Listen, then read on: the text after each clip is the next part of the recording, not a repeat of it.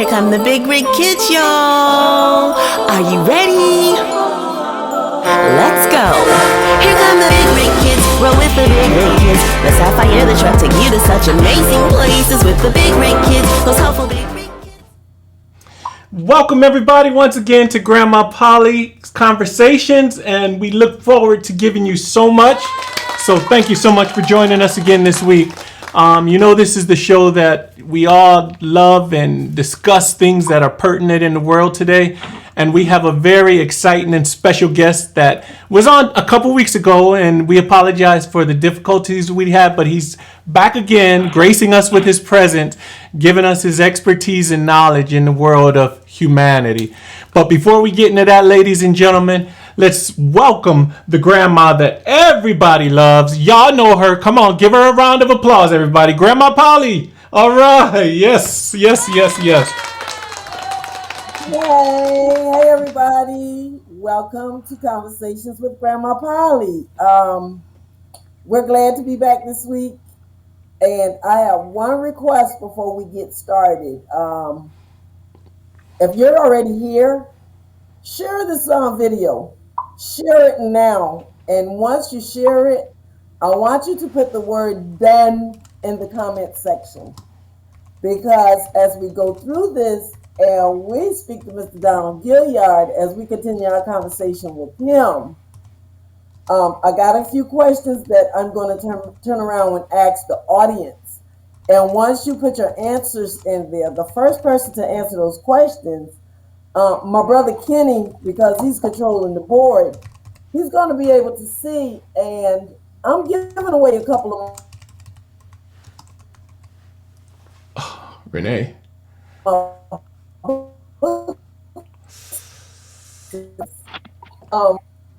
That's what we can do.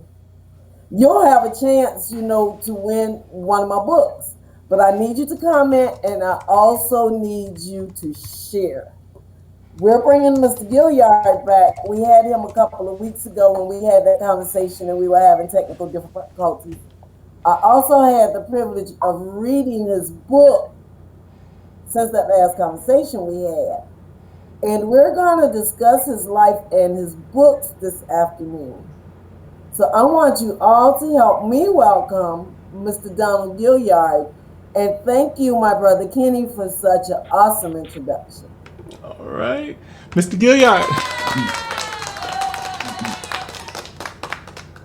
Thank you. I'm excited and very happy to be back on this show and talk about politics, life, and just, our place in this country and where we go. I'm excited. I love what you all are doing. And I couldn't wait until this date. I was going to be on last Thursday, but of course, last Thursday was my birthday and I went out to dinner with some friends and family. And so I'm excited to be here today. Thank you for the invitation. Thank you and welcome. Welcome, Donald. What could I say about your book? Oh my God. Your story, it is so inspirational. And me, myself, being a writer, I believe that the inspiration that you poured into this book, it has that tendency of anyone who wants to, who want to try and turn their lives around. You're a perfect example of a person and showing that it can be done. We have to put away the excuses and start executing our dreams. And for but the grace of God, I should be dead. If you guys haven't read it, it's the life of Donald Gilliard. And it is just so amazing. And Donald, I'm going to jump right in because when I look at your story, there are several things that stood out to me. You were a person, who shined even from your childhood. And yes. I have these questions, and I'm just gonna put it out there. We're just gonna start going with it. And the one thing that stood out to me was when you mentioned the bitter divorce that your mother and your father went through, and the fact that you and your siblings ended up with your grandparents. When I look at the Simone Biles story today, because she's big in the news, and they're talking now about some of the things that affect her from her childhood that they think is causing some of the problems now in her life. Do you feel that the divorce that your parents went through, I wouldn't even say feel, but tell us, how did that affect your life, whether it was either in a negative or a positive way? Because we have many kids living that same life today, being away from their parents. Could you elaborate on that, please? Can you hold on? I got to turn this power off a second so I can hear you. One second. Okay. But guys, his story is interesting, and I mean, so much of it, many of us have faced some of the same issues he had faced as a child, but we chose different pathways in life. And all of it has its pros and its cons. So a lot of times it's based on decisions that we choose for ourselves.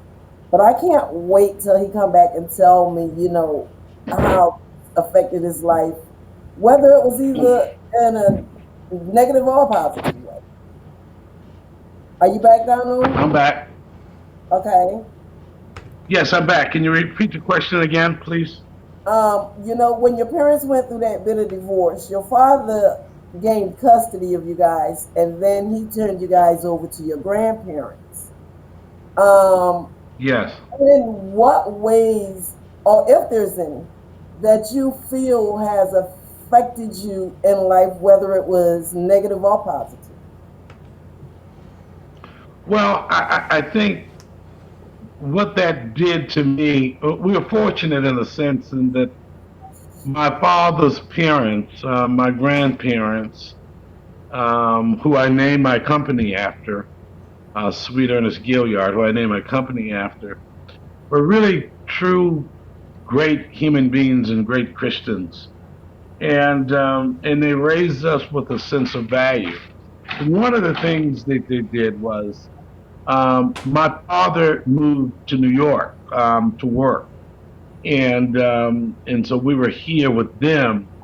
And even though my father and my mother were divorced, my grandparents did not keep us separated from our mother. And so our mother would come by just like anything else. They never treated her any different because she was divorced from my father. We're still one family. We would go there, stay as long as we wanted to. She would come by. And so, it was a smooth transition as it relates to that. And that was very good for our family structure to keep us together because we still had access to our mother. Awesome. And it's funny that you said that, because I'm looking at it where the role had turned. A lot of times it's the mothers who ends up with the children, and the fathers are not there. And a lot of times these children are used as pawns as they keep the kids away from the father. And to hear you say that, you guys were able to remain together as a family, I believe that that part was important, even if not for the parents, for the children, because it created structure. And now it Oh, was something. absolutely. Absolutely. And I credit my mother, even though I was raised by my grandparents. We spent significant time with my mother. And of course, my mother was a teacher.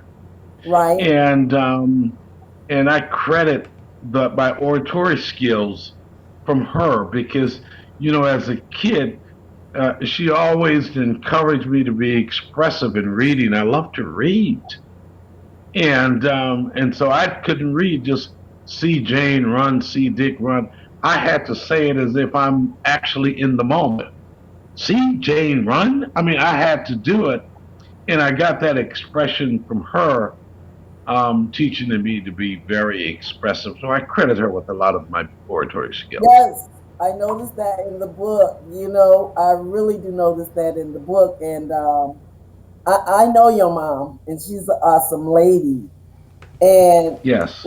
we're going to move on because there is just so much in this that I want to cover that got my attention, and it was like, woo, okay, I see it. Yeah, Even with I want to give go ahead. I want to give credit. I want to give credit, Grandma Polly, to Brother Steve Williams, who actually wrote the book with me. Steve is an incredible writer. He's a retired uh, administrator and teacher, and he's written several books. And Okay, um, and he and I talked a lot after I got out of prison. And I said, Steve, I've got a book in me. And he says, man, we all got a book. And he says, one day, man, let's do your book. And so it was easy. So I worked a job, and Steve was able to come by the job. I worked at a recycling plant actually when okay, I got out of prison, making minimum wage. And my job was to sit there, and they had a little office there, and I would watch people come and put trash in the trash can in the big old countywide recycling center, and put the cardboards and plastic bottles and stuff like that.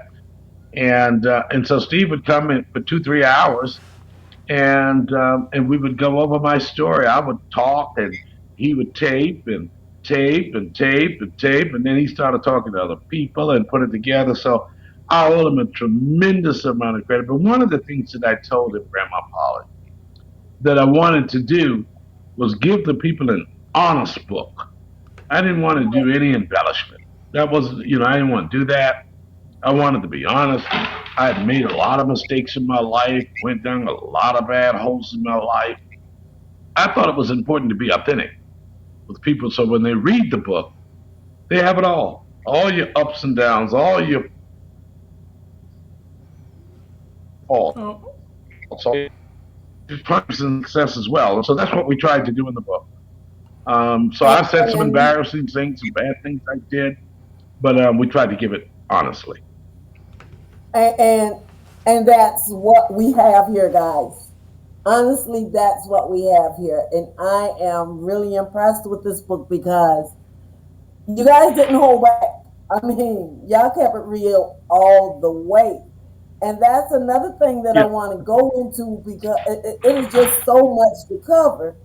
And the one part that stood out to me was, well, there are several parts, but we're going to go into this part where it speaks about even though you did not grow up, you didn't have drugs in your environment with your family, and you grew up No. not even being involved in that. And I understand from a society that we live in today, and I've worked with many children, and people will sit down and they will say things like, well, the child is a product of their home. A Hmm. child is the product of their parents. But you didn't have any of this. I mean, there are parts where I read where your grandfather warned you about Oh certain yeah, things yeah, like to stay away from. And Donald made these yeah, choices on yeah. But I was Donald's own. And I just want, I mean, sometimes I think the parents discipline us because we've all made bad choices in our life. The effects of it have affected all of us in different ways. But one part stood out to me. I had to chuckle because it sounds like which grandma part? wasn't no joke, okay? When you got arrested that first time, Oh no. and granddad came Yes. down to the jail and he had a conversation with you. And he says, you're going to stay here and learn your lesson. And this man goes home, y'all. And grandma's like, Yeah. where's Donald? And she won't let granddaddy in the house until granddaddy go back and get Donald. And in my opinion, I Yeah. felt like Sure. reading that, my thoughts were, okay, this was a man. He was a man. He was a father. But at the same time, he wanted peace in his home. And it makes me wonder, Donald, do you think now is this that just at least one of the piece of discipline that you missed out on, that you didn't heed to? Because granddaddy wasn't no joke. Yeah. I was their first grandchild. I'm the Okay. oldest, and I'm out of my siblings, and I was my grandparents' first grandchild. Okay. And uh, and my grandfather was very much of a disciplinarian. My grandmother was a homemaker, but a very sweet, loving human being who loved her family. And a little bit about this story. I went to jail, and my granddaddy was supposed to come up to jail and get me out, bond me out. And so my granddaddy came up there and took his hat off, said, "Boy, I tell you, you're not gonna learn your lesson. Um, I'm gonna leave you in here a while so you can learn your lesson." And he got back in the car and he drove back home. And so when he drove up, they said my grandmama looked out of the front door and said, "Ben, where Donald?" And my granddaddy said, "Sweet." And my grandmama's nickname was Sweet. Said, "Sweet, Uh, I'm gonna leave that boy in there for a while. Got to teach that boy a lesson." And my grandmama said, "Well, I tell you what. Uh, You get in this house whenever you bring Donald with you. You don't have Donald with you, don't come back in this house and shut the door and lock the door. You understand? Yeah, those are true stories. No embellishment in that. And my grandfather, of course, came and got me and bailed me out. So right. but again, he saw the path that I was going down, despite all of my abilities and what I could do. I wasn't becoming the best person I could be. Mm-hmm. And my grandfather is a hell of a compassionate man. He died while I was in prison, and Wow. I'll never forget it. When you're in prison, I had then spent all the money. I had no more money while I was in prison, and my grandfather every other week would send me a money order. It wasn't much, be $30, $40, but let me tell you something. Every other week, without fail, my name was going to be in mail call. So when you got the girlfriends coming and leaving you, they'll stay a few months, a year or so and gone. Or other people come and gone. They can't do the time with you and leave you. Until my grandfather closed his eyes. Every 2 weeks. And then while I was in prison when he was alive, he sent me some money to be able to buy a few things that I needed to survive when I was in prison. It did not Wow. fail. Wow. True He was a good unconditional man. love. It was real unconditional love. And sometimes our children, make choices, and I know many of you out there are listening, especially in our communities. A lot of our children make choices, and sometimes I feel like the punishment don't fit the crime. But we're going to touch on that. Absolutely. We're going to touch on that a little bit farther down the road, because I want you to tell me, and this is really the title of your book, Why I Should Be Dead. Because when I read Hmm. about the robbery that happened at your place, but for Yes. some reason God just guided you out of it, that you did not get caught up into that. So could you tell us a It little was bit about only that? it had to be God. There's no question about it that had to be God. Because I would have been dead. And of course you know the story. In Hmm. terms of at this time I'm rolling, I'm getting keys of cocaine. I'm in Colombia. I'm really with some friends. It wasn't my house. I was with some friends, and and I'm making a lot of money. I'm moving, making a lot of money, and something just told me, and it's God, told me, said, "Man, pack up and get out of this house." And that's what I did. I packed up and I left that day about 4 o'clock and left Columbia and went to Orangeburg. I had went to South Carolina State and I had friends down there. and I had went to Orangeburg 4 o'clock that day. Well, 10 o'clock that night, they came into that door. They sent a girl to the door, and my roommate there was there with his girlfriend. Opened the door. They kicked the door in with ski masks on and sawed-off shotguns, and they came. They came to rob, and no doubt of that, nobody would have. I wouldn't have leave out there alive. And I've been gone. I don't know. It's God. You Yeah. know, it's God. I mean, it just came on me. Get out of here.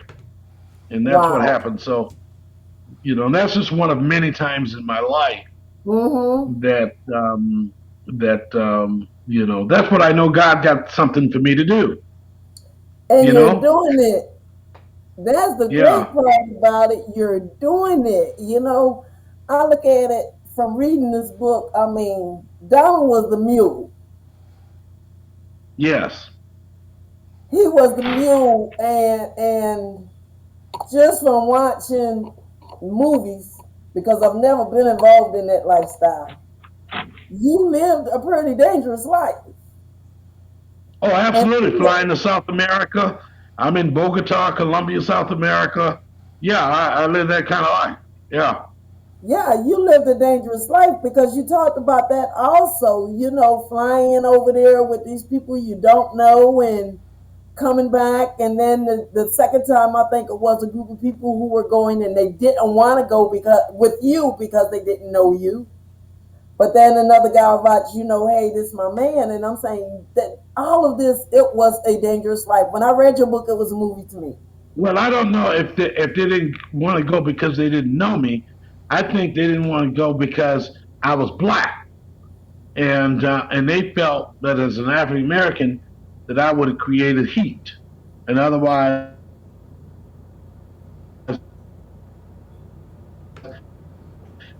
You and froze uh, up. and so that was their issue. Okay, Yeah. so let me understand this. They didn't want to go because you were black, but you opened up another conversation for me right now. Because when I look at it, racism is alive and well in America. And in your aspect, they thought you would bring that extra attention to them and all this other stuff. And you were a person who got caught up, and from what your story, you was in it pretty deep. But I also read that most of your clients were people who didn't look like us. But we Oh, have a absolutely. society who will tell us that it's black people who are on drugs. We are black people who are strung out. We are black people who are destroying America. But when it comes down to the drug game, it knows no race. Absolutely. They were white. Absolutely.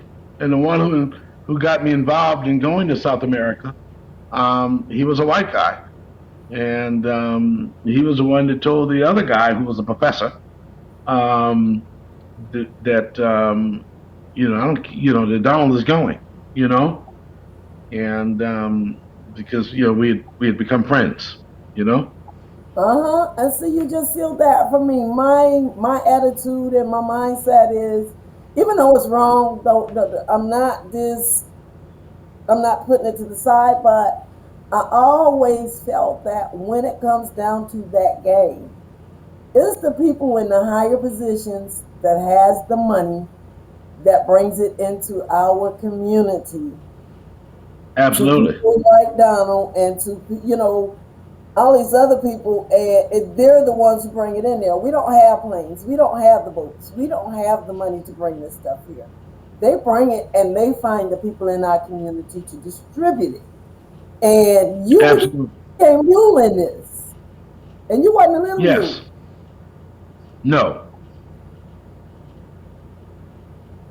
No.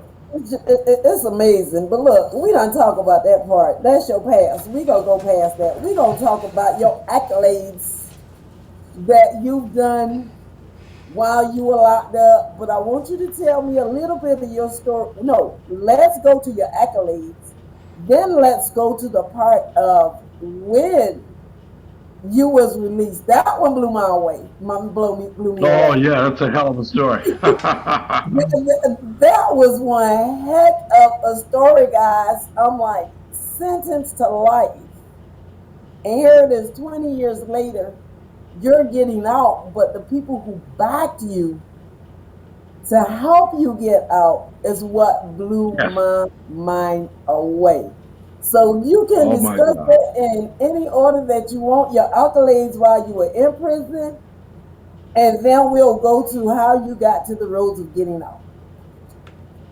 Yeah, you're gonna make me cry. You're gonna make me cry, Renee, because I've got a lot of friends that are still in prison. One of my best friends, he's in prison with a life sentence, but I've been helping him, and he just got his life sentence reduced to 20 something years, and so he'll be out in the next 2 years. But last week, his mother died, and that's Whoa. one of the things that he always wanted to be able to get out to see his mother. He said, "Man, I got to be able to get out and see my mother." And his mother died, and even though he's got a time cut and he's coming home in a couple of years, he didn't make it out to see his mother. And so, my heart is heavy for stories like that. It really is. Um, so Let you me want me to talk interrupt about some of the you, things that I did in prison? Donald. Let me interrupt you Yes. one. Let me interrupt you for a second. And it goes back to what I mentioned earlier when I said this is what we're coming into next. It's like I don't know the crime that your friend committed, but I have read and I worked with your mom during the time you were going through courts. But at the Yes. time, you're dealing with a society where the punishment does not fit the crime. No question. And, No and, and we question. need to understand that, and we need our young people to understand that. Big hold to you. Absolutely. If you They're will gonna do notice, what they want to Renee, do. yeah, Go ahead. yeah, yeah. If you will notice, when I got sentenced by Judge Saul Block, you will notice that Judge Block said in open court, he said that this is a life sentence. This is a sentence that I don't want to give. He says, I really don't want to I give read this that. sentence. He said that, but Congress, in its infinite wisdom, had decided it knew what was best, and that Congress had tied their hand, and through the criminal history guidelines, it was mandatory that he gave me a life sentence. He didn't want to do it, but he had to do it because at that time he had no discretion to depart from the guidelines. And of course, now the judges have more discretion, but at that time they did not.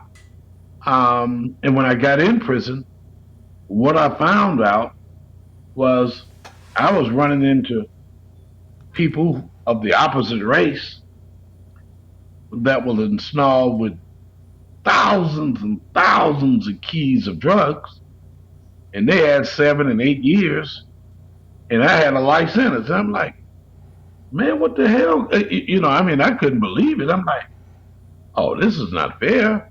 This is not justice in America here. But we got caught up in the sentencing guidelines. And what happens is, and this is one of the things that I tried to write to members of Congress, they felt that by creating the guidelines, they felt that they would take racial disparity out of the sentencing system. And otherwise, a black or a white with the same circumstance, the same amount of drugs, would get the same amount of time. And that would be justice. Well, what happens is, that lady justice with the little handkerchief around the eyes? She's What speaking. they don't tell you is, yeah, what they don't tell you is, you see the sign of justice with the handkerchief around the eye. If you would look, there's a little peephole under the handkerchief where Lady Justice look at you. And so that's the assistant U.S. attorney. That's them. They know whether you're black or whether you're white. And so they drop charges or move things around to fit what they want to do. You can't get around the racism because they're 90% white. You're Right. 90% black, and they're looking, so they know whether you white or black, or whether they want to throw the book at you, or whether they want to give you another chance at life. You know, I I don't want to agree. preach, but Hey, yeah, no, we're not preaching. It's educating our people.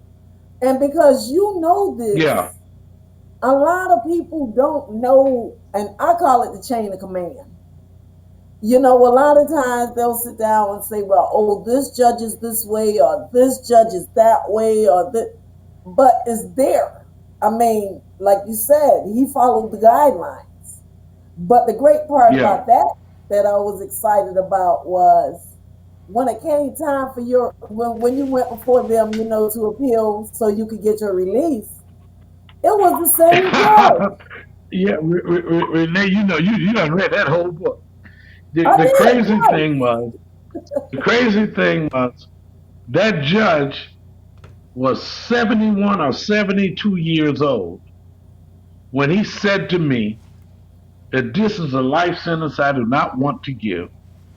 And he said, I hope one day that you will be able to come back before me and I can rectify this sentence. He was 72 years old at the time, Renee. Okay? But But I God, held on to that faith. I held on to that faith, Renee. I held on as I ran those laps around the prison fields, around the track, and did programs in prison and everything to stay busy and to stay positive. I held on to that hope that the judge said if I got back before him, he would rectify this sentence. And so I'm filing appeals, and I'm filing appeals, and I'm losing everyone. I'm losing. Anyway, years later, 20 years later, I finally got back in. And guess what? but God, Judge it was no Block, way who to was know. 72, 92 years old, and still sitting on the federal bench. And he remembered. Nobody but God. He remembered me. You talk Wow. about God. He remembered me. He Wow. remembered me.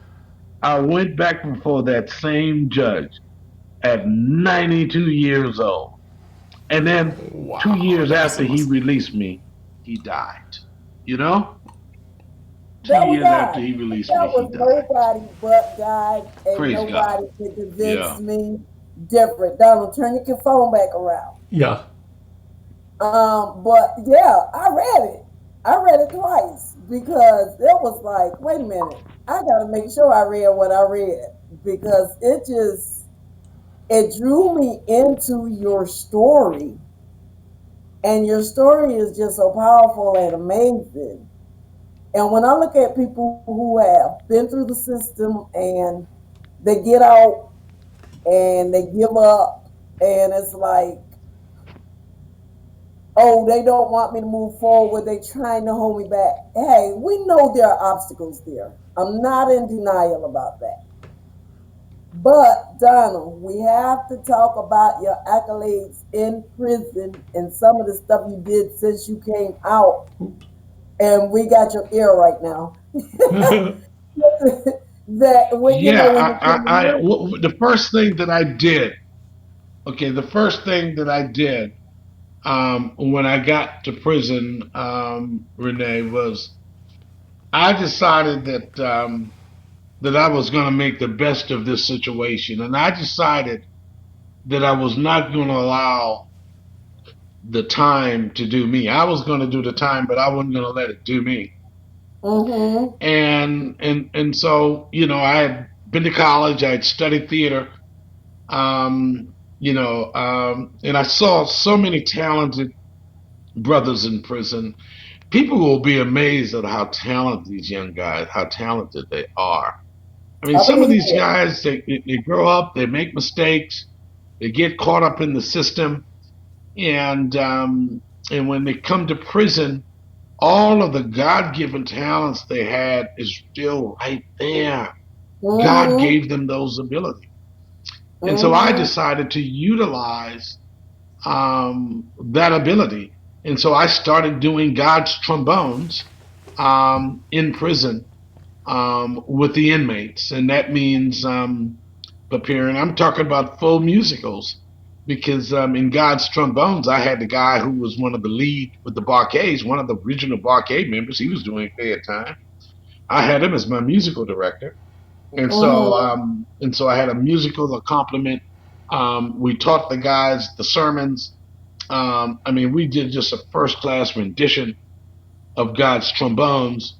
And one of the things that we wanted to do and how we prepared was that I told them we were not going to do anything as if we were prisoners, that we were men, and that the people on the outside don't have any more talent than we got. And so we took that pride and we worked hard. And you'll be amazed at how talented some of these guys are. And they thank me even today. These guys are still in touch with me, um, and thank for the experiences and being involved in something positive and productive. Several times we were able to bring communities from the street into the prison setting to see our production of God's Trombones. And I'm Stop telling right you, there. each Stop right there time for a when we second. brought them Don't in, stop they were right there like, for a they were second. like, oh my God, they couldn't believe it. You Yes, know? stop. Did you hear me? Stop right Can you there hear for a me? second. Yes, Okay. because you brought that part up, and you're going right where I was going to go next. The other part that blew me away was when you had the females from the college, when you got permission. We see the side of your head. Where you got Oh permission yeah. Well, you. for these Hey, can females you? to come into a male Hey, Renee. prison, huh? Renee. First of all, Yes. transferred Oh, but federal FCI in Talladega, Alabama, and yes, as the bus was coming in from Atlanta to Talladega, um, I passed this prison called Talladega College, an all black female college. And something said to me, man, I'm going to do God's Trombones when I get to this prison here. I said, I'm God's Trombones. And oh, it would be nice if we can get those college students to be able to come in to see the production. So, anyway, 30 days after I got there, I'm writing this proposal up, and I sent it on in to the recreation director, activities director of doing God's Trombones, and I told him, I said, listen, I want you all to be able to invite those students in, those females in from Talladega College, it was only two blocks away from the prison. Invite them in to come and see this historical production in the prison.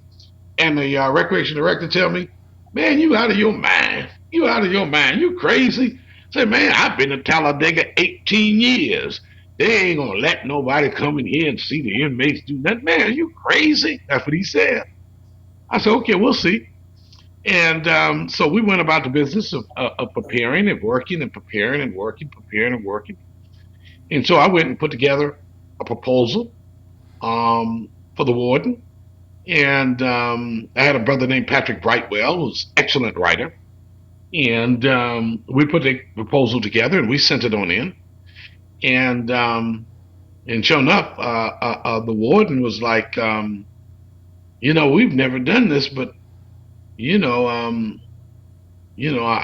I'm tempted to let y'all do this. I'm tempted to let y'all try it. I said, man, we can do it. I said, the guys will behave, and well, sure enough, when I told the guys that them women from Talladega College were coming in, I didn't have to worry about nobody missing no more rehearsals because I had a rule: if you didn't come to rehearsal, you were not going to perform in the production. Period. right. Because you had no reason to miss rehearsal. You're right there. You're in prison. You ain't going nowhere. So you won't have an excuse not to be there. But boy, Uh, when they found out those women were coming in, shoot. Yeah, they didn't miss no rehearsals, and everything increased, and they got ready, and it was a sense of pride when those guys coming in and see our people from the community coming in to watch them and see them in the production. Oh my God, Renee, I'm telling you, they were I mean, I sat back and I'm like, oh my, I'm like, look at these men. I mean, they could sing, they could play, and the guys doing the sermons. You talk about the preachers you all hear now. Shoot, these guys, and they didn't use no script now. And these sermons were 12 and 18 minutes long. They didn't use no paper. They memorized it and they brought it. They brought it. It was Donald, wonderful. that was awesome. I mean, it went just all the things, talking to you and reading your book, and I'm glad we connected. But Kenny, can we take a break for a second, Kenny, and shout the people out there? And during the time you do that, I have a question. How many Yeah. years did Donald serve in prison before he was released? They have to type that in the comment to qualify for a chance for one of these books. Okay. What's All the right. question?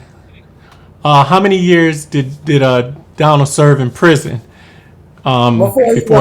before he was released? But yeah, I do definitely want to give a shout out to all the lovely people who joined us tonight to hear this beautiful knowledge and wisdom from this amazing human being named Donald. But special thanks to Irene, Michelle, Carol, Shonda, Tavia, Reese, Vernell, Virtuous Gibson. There we go. I like that. Virtuous. Joshua, Lou Esther, Gwendolyn, Carol. It's so many. But we do want to thank you guys for coming out and joining us and hearing this amazing story of how Donald went through the valleys and now he's on the top of the mountains, and doing things to inspire other people as well. But with that said, I'm going to give it back to you guys because I'm totally engaged in this story. You're amazing, Donald. And look, Yeah. Donald, we've given them so Uh oh. we're It seems like. Are we losing you, Renee? okay. Can you hear me? Let's try it. Okay. Okay, we have given these people so much information from your book. We're going to open up the lines so that they can call in and ask questions if they want to. Because I don't want to give them no more information. I want them to buy the book so they can see for themselves and figure it out. I think that's fair. Thank you for that. And tell them, do not buy the book from Amazon. Buy it directly from me. That's And if right. y'all want to get in contact with him, get in contact with me because I've been selling his books too. All right. You sure have, Renee. Thank you so much. Awesome. No problem. Kenny, did anybody comment the years? Yes. Who do you want to give a book to? We actually have Carol Simmons who Okay, got it Carol. correct. 20 years, so she gets the book. Congratulations, Carol. Wonderful. Anybody want to call in? If y'all not gonna call in, we gonna keep the conversation going, and I'll ask another question. Hold on, Renee. Let's see her name. She wants to know where she can get the book. Donald, you mind pitching that out for us? Yeah, Grandma me your Polly, number. handle that. You could if reach Donald Gilliard through Facebook. You could inbox him if you have his number. You could call him.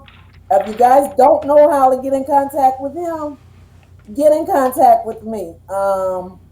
He don't want you to purchase it off of Amazon, and I understand. And I'm gonna tell you guys a little bit.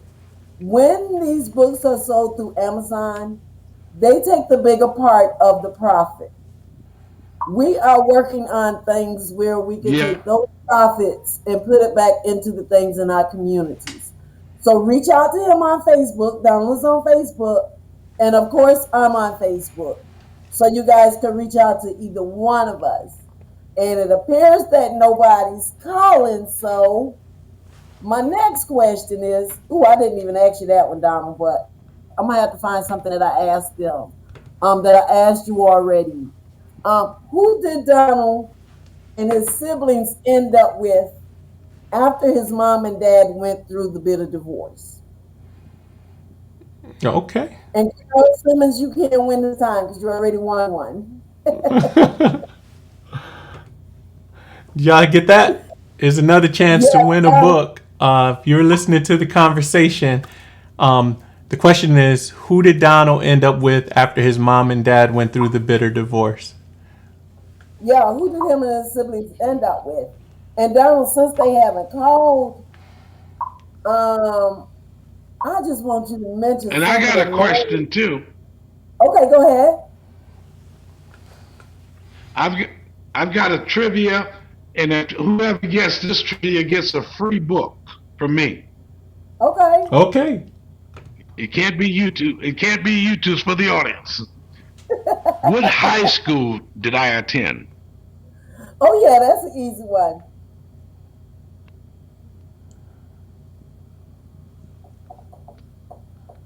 Whoever gets Uh, that first gets a free book from me. okay. All right. While they're coming in, we do have a Yeah, winner for the other question, the first question. you got who's that? That is Shonda Angel Castle. She was the first one to Okay. answer that correctly. So give it up to you, Shonda. Right, Shonda. You got the Big Kids deal with Wonderful. bullying.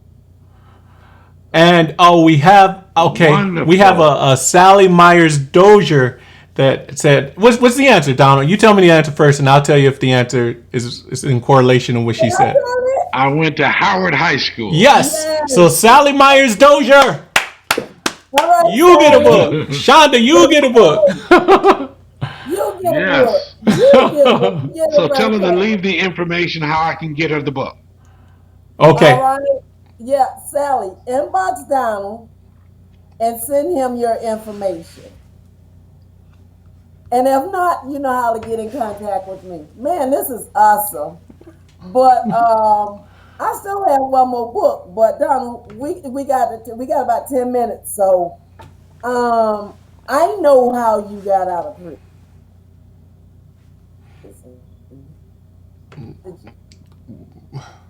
Say it again. We already spoke about the judge that you went before and releasing you. But that story Yes. was so amazing. I see the side of your head. That story was so amazing that you had busloads from Georgetown. You had wardens from some of the prisons that you were in that showed up on your behalf. You got to tell us some of this. Did you hear Yes. me? You remember the Oh, story when, and I think this is in the book, so long now. You remember the story when I was standing in the commissary line? I was at Caledonia Prison in North yep, Carolina. yep, Do you remember yes, that? yes, yes. And I'm standing in the line, um, and a guy came right past me and stabbed the guy standing right in front of me to death, Yep, right there in front of my it's in eyes. there. I mean, I'm right behind this guy. We in the line for commissary. Apparently, that guy had owed somebody some money and told him he wasn't gonna pay him or something. And word got out that the guy was in the commissary line, and whoever he owed came right in there with a shank, which is a knife, and Uh-huh. stabbed him to death. Right there, in front of my eyes. And at the time, my girlfriend at the time was in the visiting room waiting for them to call me to come out to visit. And Uh-huh. so and so Talladega, Caledonia is one of those old prisons. So you had to go from the commissary line. You had to go through the visitation to get to the infirmary for medical attention.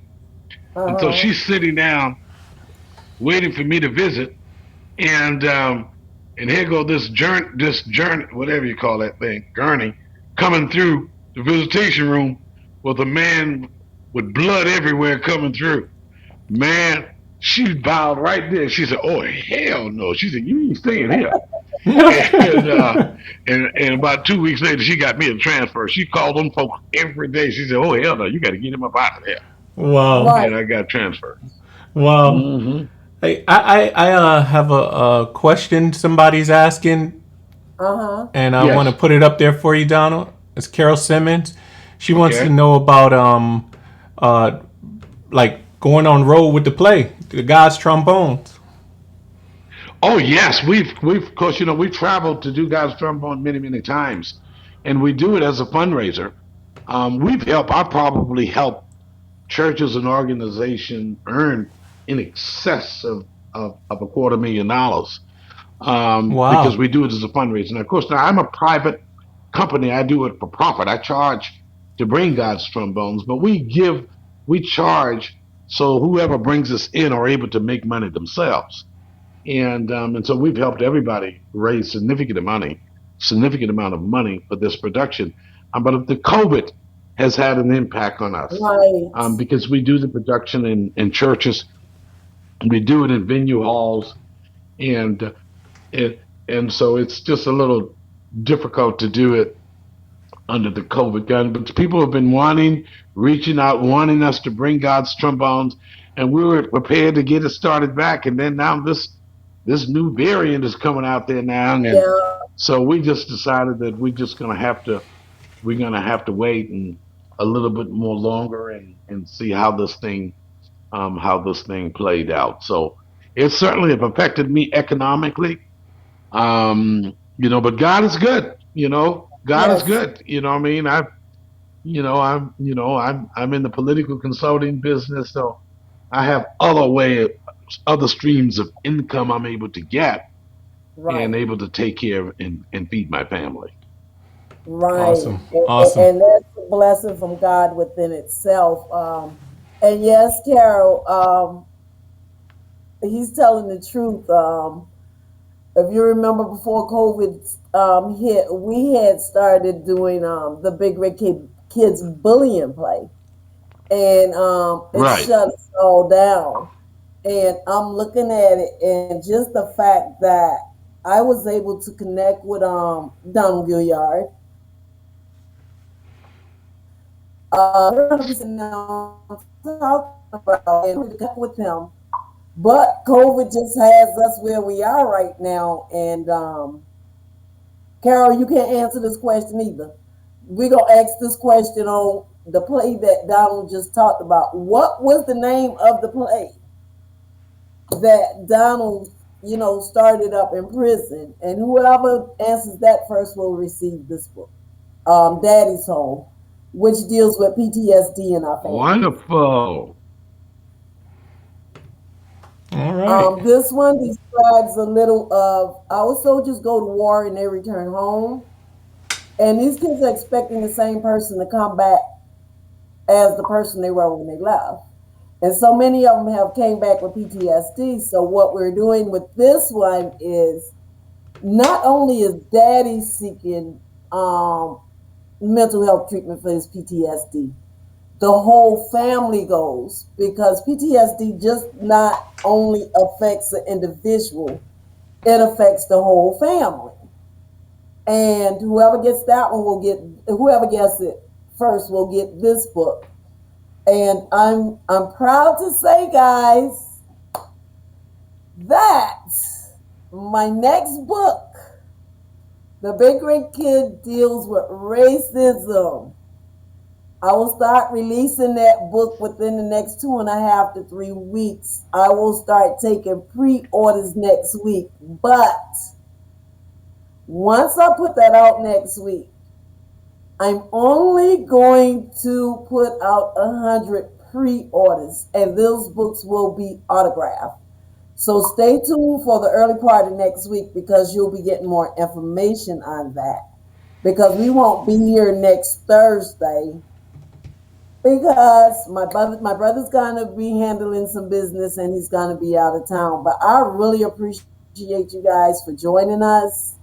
And Donald, your story is just so awesome. If y'all have not purchased that book, reach out to Donald and myself because it is awesome. Thank And you. one last question, Donald, before we get close to ending. If there is anything that you can say to our young people today who are going through, and to these parents who are dealing with children and siblings and relatives in prison, what is the one thing that you would say to them? Say that again one more time. What would if there's Renee? one? Yes, could you hear me, Donald?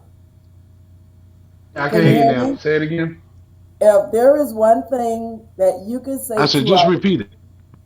yeah, young people, one thing you can say to our young people who are dealing with the law right now, or parents who have children who are incarcerated or family members incarcerated, what would be one of the things that you would say to them right now? Because I know you have helped some people get their charges dropped.